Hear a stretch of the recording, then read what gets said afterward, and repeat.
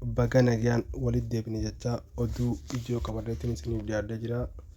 Chaayinaalli keenya kun haaraa subscribe godhaa, koomentii jala nu qotaa, like share godhaa. Waan akkasitti oduu har'aan tana qabannee dhufne keessaa oduun ijoon chaayinaa fi mootummaan Iraan Fahaareetti misaayila FD-17 jedhamu FD-17 hypersonic jedhamu kanneen gartee misaayiloota gartee xayyaarota Ameerikaa yeroo inni meeshaa waraanaa hidhatee dhufe kan qabuu danda'u, kan difeensan godhuu danda'u jettee xiinxaltoonni addunyaadhaa itti amananii jiran keessaa DF-17 kanaatu isa tokko jechuudha. Misaayilli kun misaayila yoo akkam xiqqaate kiiloomeetira 900 deema. 900 irratti xayyaara qabuu danda'a. Duuba Ameerikaan Chaayinaa waan jettee sababiin gartee nuti meeshaa kan isaan kanaaf kan nu dirqamsiisee fi yeroo Ameerikaan Chaayinaa lolaaf barbaadutti jenna. Yeroo wallabeen addunyaa kanarratti babal'achaa deemtu kana keessatti Ameerikaan pilaana gartee Chaayinaa dhahinsaa waan lafaa qabduuf Iraan bira dhaabbachuun dirqama keenya ta'ee jenna. Jettee intelijensiin biyya Chaayinaadhaa labsa kana baaftee hariiroon duuba Chaayinaa fi Iraan jidduu jirtu hariiroo jabduu waan ta'eef yeroo gartee Iraan kaatee miidhistii kana keessatti biyyoota Arabaa kanatti isin akka tarkaanfii beezii Ameerikaa irra fudhatu jirtu kanatti nuti dirqama waan Iraan barbaachisuun Iraan bira dhaabbachuu qabnaa jedhan. Akkasuma biyyoonni hammet akka tiimni isiidhaa kun gargaarsawwan akkanaan fa'aa gumaachuu jiranii fi Iraan bira akka malee dhaabbatu jiranii sanumaa wajjii wal qabatee Chaayinaan illee kana keessa seennee jirra jettee waan gaaseen ta'een akkasitti illee ifa gootee hin himne. Ammoo Chaayinaan yeroo Iraan diroonii fi misaayilee garaagaraa ollaa biyya isii beezii Ameerikaa tajaajilu tarkaanfii fudhattu kanatti nuti taa'uu hin qabnu jenna. Taa'uu hin qabnu jenneti yoo xiqqaate misaayiloota kana herrega isaa hin himne limitiin qabu. DF-17 kana Iraaniif qopheessaa jirti. Kun egaa yoo ka siyaasaan gallaallu taate akka malee waan yeroo ammaatiif Iraan barbaachisu jechuudha.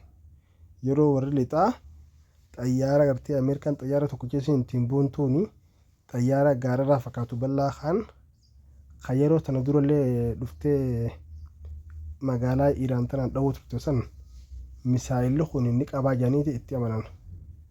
Misaayilli kun xayyaara san bilook godhuu danda'a jettee xiinxaltoonni kan itti amanu jiran keessaa isa tokko.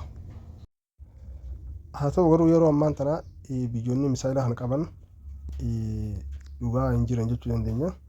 Misaayilli kun hamma inni deemuu danda'u tilmaamaan gara kiiloomeetira 900ti. 900 irratti waa qabuu danda'a. Misaayila kana Chaayinaan tana dura biyya takka illee kan itti illee hin beektu. Biyya takka illee misaayila kana gurgurtee illee hin beektu. Kuni badhaasa Iraan beezilee Ameerikaa dha'uudhaaf kan kennameef jetteeti pirezidaantiin Chaayinaa miidiyaa uummata isaa dura gabbahee dubbatu jira. Miidiyaaleen gurguddaan addunyaadhaa oduu sana wal jalaa darbaa jira yeroo ammaa kanatti. Lolli as deemu jiru kuni lola akka malee nama yaaddeessee jiru kan namni hundi akka malee itti qophaa'ee jiru.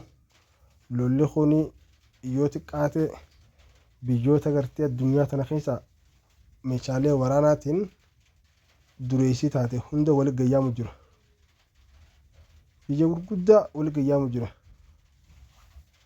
Saniifuu biyyoonni akka Raashiyaatii fi Chaayinaa kana dabalatee gama kaaniinis Ameerikaa fi Israa'eelii fi biyyoota Awurooppaa neetoo dabalatee wal gaarreffannaan isaanii akkuma daroon itti fufee jira. Dirreen garuu lolli irratti gaggeeffamuu deemutu dirree Iraanii fi dirree Israa'el fakkaata. Gaarreffannaan Ameerikaa fi Chaayinaan amata dheeraa Raashiyaa wajjin wal gaarreffatu jirtu dheengadda Yuukireenii fi Raashiyaa keessatti mul'achuu ture. Har'a ammoo dirreen bareedduun dirreen humnaa fi teekinooloojii yeroo ammaa qabdu ta dura dhaabbachuu dandeessu Iraanii kubbaan asii bareeddi jenna. Taphni kubbaa miilaa Iraan tanarraan bareeddi jenna.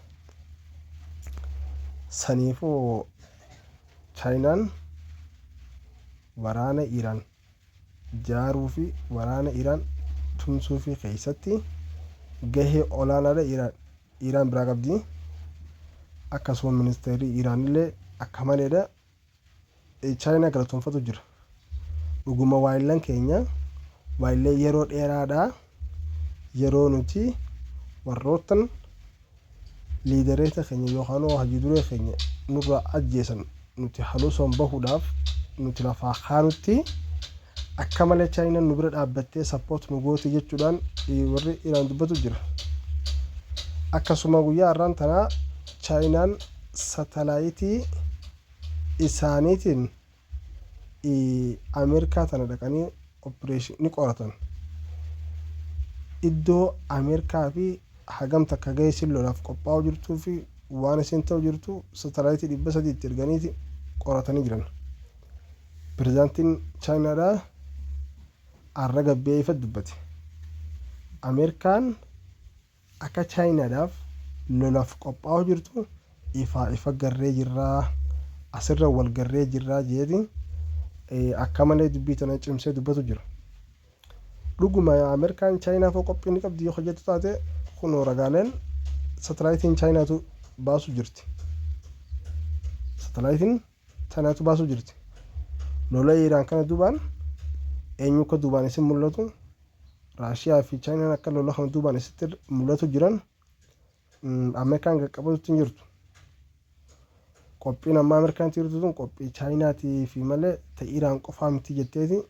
Chaayinaan intelejensiin Chaayinaadhaa pireezidaantii biyya isiitiin kana teessee itti ilaaluun qabdu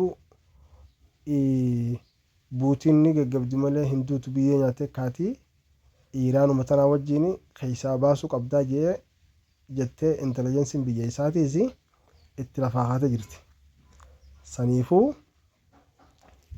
Chaayinaan iccitiidhaan misaayiloota garaagaraa markaba 2 markaba Chaayinaatiin fe'amee Iraaniif dhaqee jira. Garuu markaboonni Chaayinaa dooniin Chaayinaa gurguddoon 2 guyyaa kaleessaa biyya Chaayinaa irraa meeshaalee garaagaraa fe'attee gara Iraan baate. Meeshaan isiin fe'atte tuni akka miidiyaan Chaayinaa himu jirutti wantoota garaagaraa asiidiilee garaagaraatii fi meeshaa gartee rokkotiin irraa dalagamu jedhanii ifa dubbatu jiran. Dooniin Chaayinaa tuni dooniin Iraan tuni meeshaalee gartee rokkotiin fi ibidda adda addaatii fi enerjii garaagaraa kan fe'amee gara Iraan deemu jiru jedhanii ifatti dubbatanii jiranii. Doonii tanallee rabbiin nagaa naa geessuu fi Iraaniif Iraan haala kanaan addunyaa sodaachisu jirti.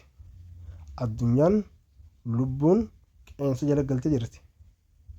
Lolli Iraanii fi lolli Ameerikaa fi Israa'el kun akka malee addunyaa yaaddeessu jira. Kanaafuu Chaayinaan gabbaanee qoodarraa fudhannaa ifaa fi bilisatti labsuu jirti. Seenuudhaafis murteeffama.